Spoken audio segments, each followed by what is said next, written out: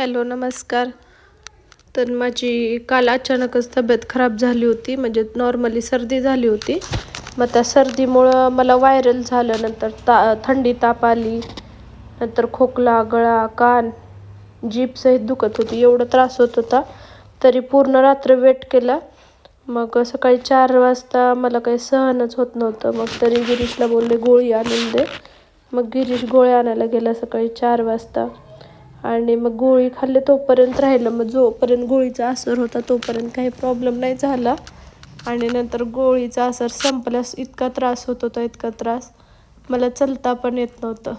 मग त्यामुळे आम्ही हॉस्पिटलला गेलो. मग हॉस्पिटलला गेल्यानंतर माझी बी पी चेक केल्यास त्यांनी 60 ते 90मध्येच बी पी होती.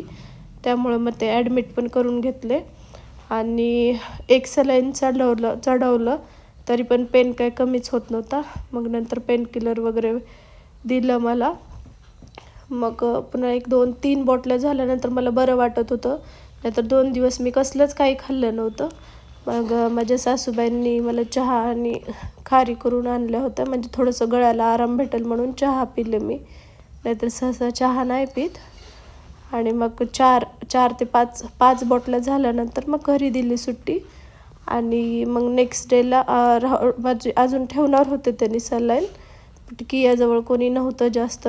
माझी मम्मी पण जरा गावाला गेली होती, त्यामुळं मग मला सुट्टी घ्यावं लागली. आणि मग असा गेला माझा असा दिवस. ठीक आहे, चलो बाय.